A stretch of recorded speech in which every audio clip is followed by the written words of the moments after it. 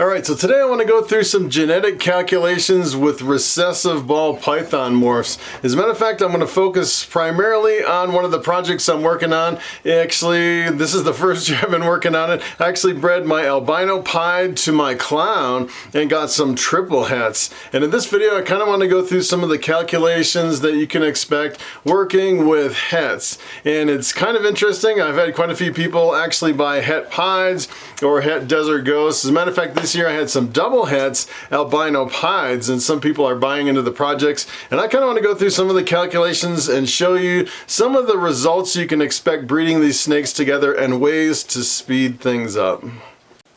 Alright, so I'm going to jump over here on the internet and I'm going to jump back and forth between the world of ball pythons and morph market. And I want to start at the very bottom, and this is what a wild type, normal, classic ball python looks like. If you were to find a snake in the wild like this over in West Africa, this is what it would look like. And I want to start with the individual genes. So let's start with an albino. This is what an albino looks like. This is actually a recessive mutation. You actually need 2 copies of the genes to actually get a visual. If you bred this to a normal, all the hatchlings from the pairing would all look normal. They would be 100% het for albino. And another recessive mutation that I'm working with is pied. This is the same thing. Essentially, it's a recessive mutation, but in this case, it's a completely different looking snake. The pied essentially brings in these big splotches of white through the snake. And pieds are kind of interesting because sometimes you can have high whites with a lot of white. Sometimes you can have really low whites will just have a little bit of white on the snake. They can be pretty variable. And then one more recessive mutation I'm working with is the clown. This is what a clown looks like, and I'd say mainly it's a pattern mutation of the normal wild type classic. You can definitely see the patterns jumbled up, and I'd say pretty much the big thing with clowns, a lot of times you'll see a really unique head stamp, really interesting patterns on the head. And when you start mixing some of these genes together, for example, if you get the double recessive visual for an albino clown, this is actually working the 2 genes together. Pretty impressive snake. I'm looking forward to actually producing my first albino clowns. Probably in about 3 years it'll be pretty awesome. And here's another one. This is actually one of the parents that I used to produce my triple hets. This is an albino pied. Has 2 recessive mutations in the same snake, so it has 2 copies of the pied gene, 2 copies of the albino gene. And the interesting thing is I actually bred this to the visual clown. Got a whole bunch of snakes that look completely normal, but they're all triple hets. They're het for albino, pied, and clowns. So this is another example of a double recessive that I could actually get out of that breeding if I actually bred some of those triple hets together. This is a clown pied, so you can definitely see the clown influence with the really crazy head stamp, and then you can definitely see the white coming in on the pied. Pretty awesome snakes. As a matter of fact, I could also get an albino pied clown, a triple recessive visual, but I didn't find a picture anywhere on the internet. It's just, I think someone's actually produced them, but I haven't seen a picture of one yet.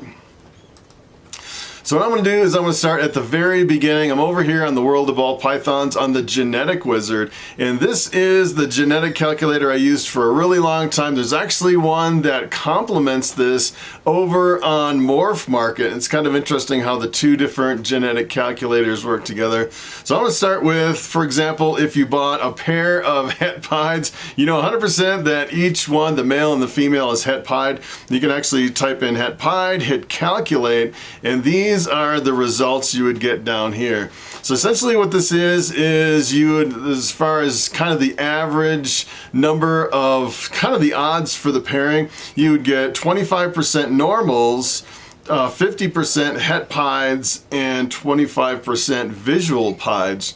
It's kind of interesting. So if you kind of look at the odds of getting a visual pied breeding 2 hets together, it's only 1 out of 4 snakes. So if you produce 8 hatchlings, the odds, if you hit all the odds right, you'd actually have 2 snakes out of 8 that would be visual pieds. Not very good odds, but it's the cheapest way to go, starting with hets.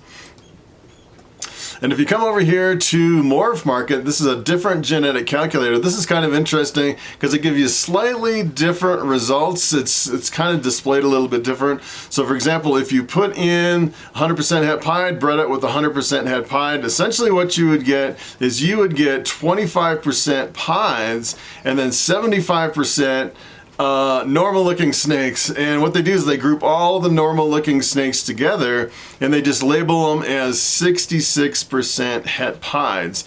And it can be a little confusing. 75% is 66% het pieds. So essentially where the 66% comes in, if you look back over here, essentially what they're doing is they're saying, all right, out of pretty much these 3 snakes right here, which are not the visuals, you get 50% het pieds and 25% normals. So for a total of 3 snakes that are, you know, possible het pieds and basically normal looking snakes. So for example, if you actually bred these snakes together, you would get 3 snakes. You wouldn't know for sure that the recessive het pied is actually in there. So they all look normal, and the odds of actually getting a het pied are you'd actually get 2 het pieds and 1 normals, but you wouldn't know which one's which. So they say, you know, 66% of the time you actually get a het pied, 33% of the time you get a normal. So they say, you know, out of all these odds for all your normal snakes, it's a 66% chance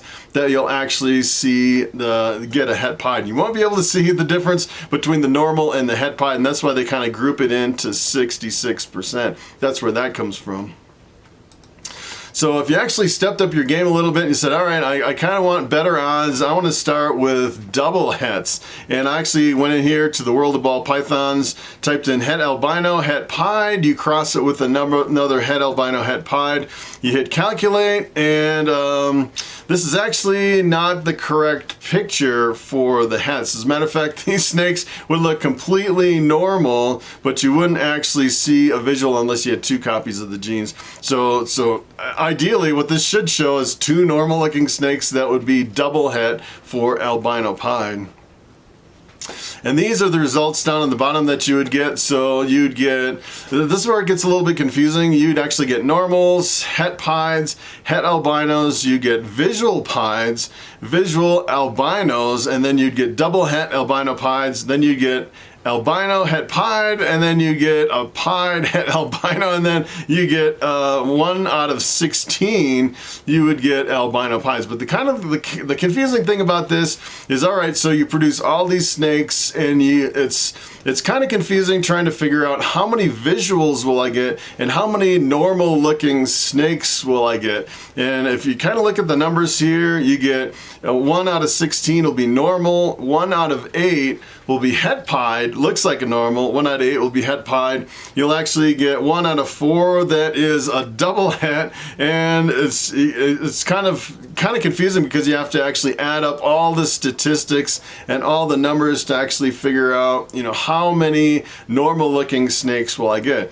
Well, if you actually come over here, instead of the world of ball pythons, come over here to Morph Market, use their calculator. Essentially what you're getting is, it says right at the bottom, you're getting 56% normal looking snakes, essentially what you're getting, and then you get a small percentage of albino pieds, the visual pieds, and visual albinos. And even with the pieds, there is still a 66% chance that you'll get het albinos. But the cool thing about this is you don't really have to worry about anything. You can see, you know, if I actually breed my double hets together, my odds increase significantly for actually getting visuals. So in this case, I'm only getting 56% normal looking snakes, versus if I just had my single hets, it would be 75% that I would get normal looking snakes.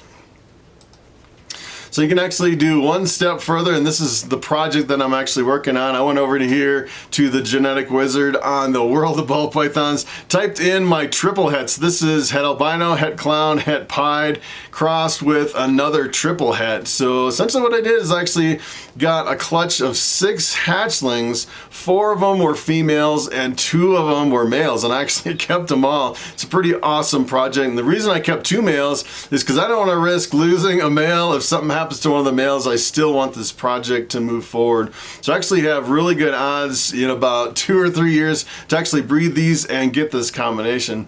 So I actually put these in, hit calculate, and look at these odds. These are some crazy odds, and you're trying to figure out what in the world am I going to get from this pair. You have all these different snakes that you can get, and if you kind of go through them, you have normals, het pieds, het clowns, het albinos, and then for the normal looking snakes, you have the double het, clown, pied, and then albino clowns, and then you have a few triple hets you'll actually get. And pretty much all the other ones are visuals, but the confusing thing about this is you actually have to go through and say, all right, 1 out of 64 is going to be normal, and then you come over here to the triple het, 1 out of 8 is going to be a triple het. And it's kind of hard to calculate in your head what's the percentage of visuals that I'll actually see from this versus non-visual possible het ball pythons. And that is where the other genetic calculator comes in over here on, this is actually Morph Market over here. I typed in my triple het, crossed it with my triple het, and take a look at this. It gives you the answer right on the bottom, 42%. So the more hets you have that you breed together, the smaller the percentage of normal looking snakes. And I actually took it one step further and I typed in 4 hets, I guess you call it a quadruple het. You breed a quadruple het to a quadruple het, and that brings the percentage of normal looking snakes down to 32%. And if you can actually get to the point where you're producing heptahets, which is a 5 het ball python, you actually bring that percentage all the way down to 24%. Pretty amazing, all the different things you can get. The problem is I actually typed in, I actually did the calculation where I did albino and a xanthic in the same snake. The problem is if you had an albino, a xanthic, you would produce a snow, which is an all-white snake, and it would probably mask all the other genes in there. So you have to be really careful as far as what you're breeding together. If you breed, multiple recessives together and you end up with an all-white snake, or say you have multiple recessives in 2 different snakes, and maybe they both have lesser or bamboo or Mojave or something in the blue-eyed leucistic, you actually breed them together. If you actually get the blue-eyed leucistic, it would mask all the other genes. And even if you hit all the genes for the recessive, you really couldn't tell what's in there because it would mask it. So when you're picking your projects, you really have to be careful as far as what you're breeding together. And that's one of the reasons why I went just with straight recessives, where I can visually see all the different genes in every single offspring and every single result.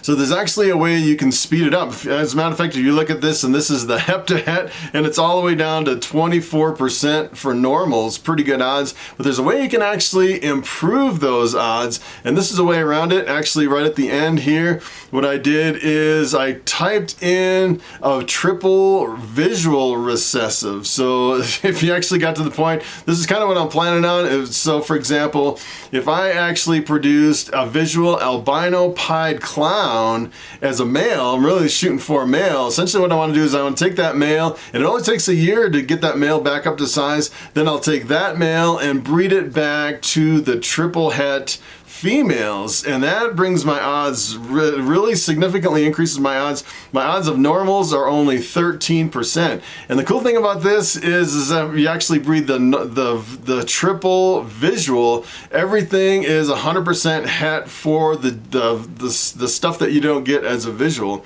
So for example, if you produced an albino clown, it would be 100% het pied. So in this case, you actually know 100% of the time that you're actually going to get one copy of the gene that it missed that's not a visual. Really powerful breeder.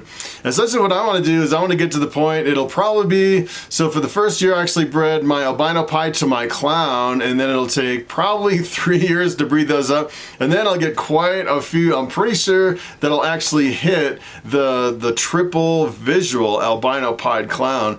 And essentially what I want to do with that is I want to take that snake, not only breed it to these triple het females, but I also want want to breed it to another single or double visual recessive and make some Penta Hets, which would be pretty cool. I'm not exactly sure what other recessives that I'm thinking about. I'm thinking maybe like a sunset or something kind of high end, but the problem is you'd actually have to, you know, raise up some offspring to actually get to that point. Either buy a sunset now and sit on it until my triple visual is ready, or what I can do is if I produce a triple visual female, I can actually grow that up to size and then buy a male and then breed that back to the female. That's probably what I'll end up doing just to save costs, because I don't really want to invest now.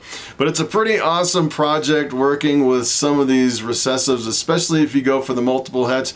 As a matter of fact, I don't know a lot of people actually working with the multiple hets kind of the same way I am. There's very few. A lot of people will do, you know, like they'll buy kind of single or double hets. Not a lot of people will actually take an albino pied and cross it with a clown, because, you know, there's a lot better ways to actually make money and get a lot of visuals. And the interesting thing is, I was actually at the reptile shows this year, and last year a lot of people were actually talking about, hey, where's all your het pieds or your het clowns? And this year I produced a lot of hets for kind of the market that I thought was there. But the funny thing is a lot of people really didn't buy into it, because you walk up to the table and you see pretty much all normal looking snakes, versus if you produce visuals, I think it's a little bit easier of a sell to actually sell the visuals. Alright, so it is time for the question of the day. And Jetman1963 asks, I don't have $30,000 or $40,000 to invest in racks for my snakes. Where can I find an investor? And that is a very good question. Essentially what I did when I first started out, I actually bought individual levels of my rack systems. So what you see behind me and all through my room, I definitely didn't have all that money up front to just jump in. Let me tell you, it took quite a few years to actually build everything up to get to the point where I'm at. And the funny thing is when I first started, I think I had like 3 levels of an ARS 7030, and then I slowly invested in some of the snakes to invest in that, and then probably I'd say pretty much for the first year and a half, 2 years, I pretty much made zero, and it was all investing into my equipment and the snakes. And then on my 3rd year I produced some hatchlings, and that is where everything turns around. And that's really where you want to be. You want to get to the point where your snakes are paying for themselves, and at that point you really don't need an investor. Basically, if you keep taking all the money from your snakes, reinvesting into higher end snakes and more equipment, doesn't really take that long to get going and have the operation pretty much pay for itself. So that is pretty much it. Thanks for watching, and I will see you next time.